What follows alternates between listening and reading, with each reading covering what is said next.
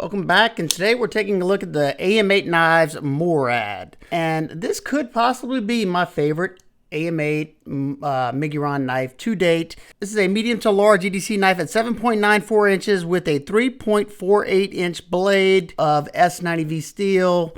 I love S90V. They do a pretty good job with it. I found that it holds a reasonable edge. Takes a very aggressive edge, and that's what I like most in my EDC knives for the type of stuff I cut up. You have a nice crown spine on top, love that. You have dual fullers on both sides that you can use to reverse flick. Not the biggest fan of the bead blasted finish. However, I haven't had any issues here in the South with my AMEIGHT knives rusting on me, but I would have much preferred at least a stone wash over this. I would have preferred even more than that. No blasted finish and a natural stone wash blade. The reason for that is because bead blast opens up the pores on a knife, and it makes it more susceptible to corrosion, and it tends to smear a little bit more. However, I haven't had any issues with this one smearing after my testing. You got a nice full-size sharpening choil right here, so you should have tons of sharpening life to sharpen this up before it starts to widen back here. You got a nice point for piercing, and I love the blade shape. Now that tip is a little bit above the center line of the pivot. However, it's not terrible, so your belly's not going to be crazy swoopy. So it should perform pretty nice with most of the things you're going to cut. You got a mid-height flat grind that comes down to around 20 thousandths behind the edge, so it should be decently slicey. Let's find out.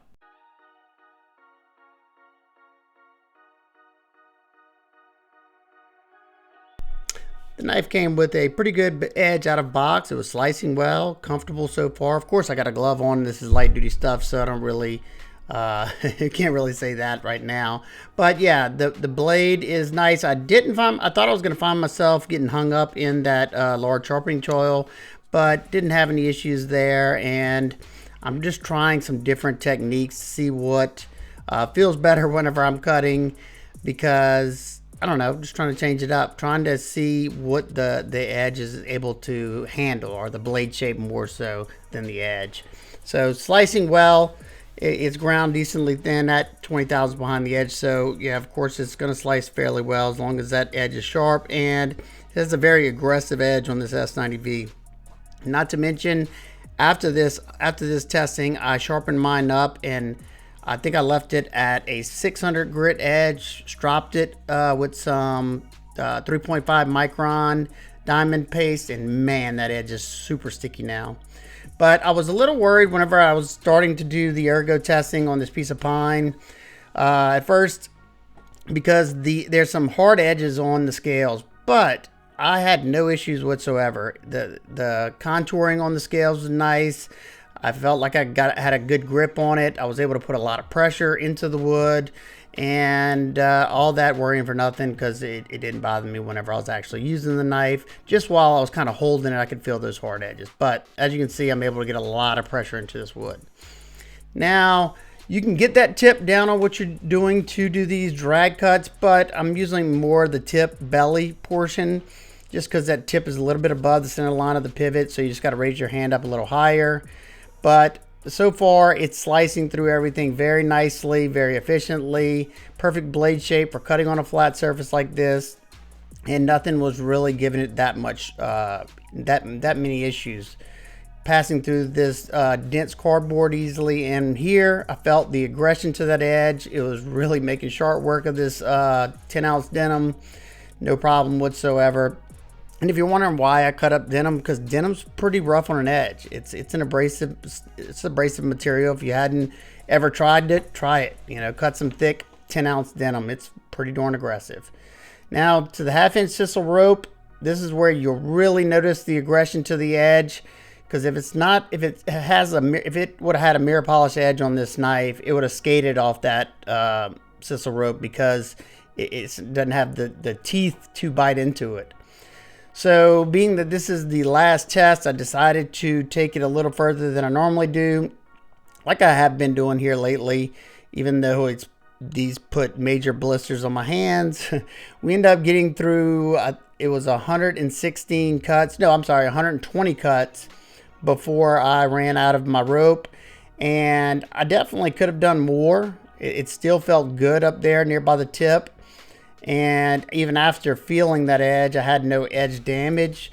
So, you know, is this the hardest S90V out there? Probably not, but it's definitely as good as some of these other companies that I've tested, if not better. So definitely happy, especially at $160. It's really hard to beat the quality of Miguron AMEIGHT. You know, they really do a good job, especially here this year. They've really started stepping up their game, listening to people's complaints, and making changes accordingly.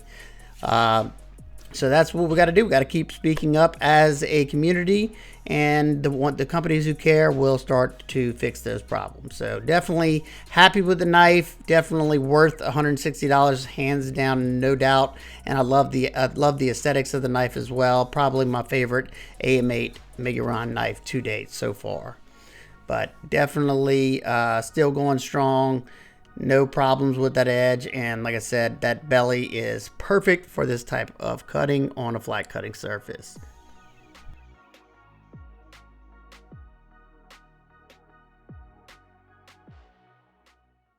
All right, let's test that edge after all that cutting. One little small hang up in that spot. The working edge. Yeah, that could have been me. I call that good. Let's take a look at the deployment and the action of the knife. You have the front flipper, and then you have these fullers on both sides that you can actually use to reverse flick it. Nice and snappy. You can use that front flipper to roll it around. And it works really well because there's nice grippy jimping on it, and it sits above that frame. So you're going to be able to keep contact with it all the way if you want to slow roll it, or if you want to thumb flick it. I'm not the best at front flippers, but this one is very, very intuitive, very easy to get to. Now the fullers, to use it to reverse flick is not always the easiest because it is bead blasted, so there's no sharp lip up top. You just got to put a little bit more pressure on the blade to actually do that. Now I can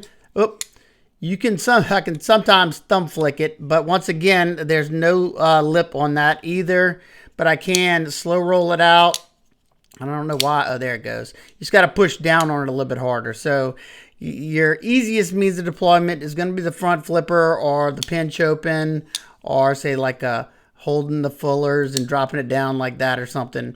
The action is nice and smooth. It is riding on bearings and a ceramic detent ball, giving it that silky smooth action. Your scales are titanium. You got nice micro milling on the flat, nice chamfer going all the way around it. You got an inlay of carbon fiber that does sit a little proud of the titanium scales. There is a chamfer going all the way around it, so there's no sharp corners or anything to catch yourself on. Very minimal hardware. You have a T8 pivot, and unfortunately they put T6 for the body screws and the clip screws. It's not tap forward lefties, but you do get a milled titanium pocket clip. Unfortunately, a good bit of it is sticking out. Definitely not deep carry. I would have loved to see them make this screw be this right here, just to raise it all the way to the end. That way you don't have as much sticking out. Not the end of the world. It's not hurting the functionality of the knife. And I would have liked to see them have the carbon fiber on both sides. I know it would have been a little bit difficult because they did this in the middle, and that would have been right where that cutout is. So I get it there. But at the price point of this, I'm not too worried about it. This thing comes in at $160 with S90V steel, tons of milling, titanium, and I think it looks great. Now, one thing I noticed whenever I first got the knife is, being that you have these large chamfers, you have a pretty hard edge right here. Now, to the touch, just fondling the knife, it feels pretty aggressive right here on this edge.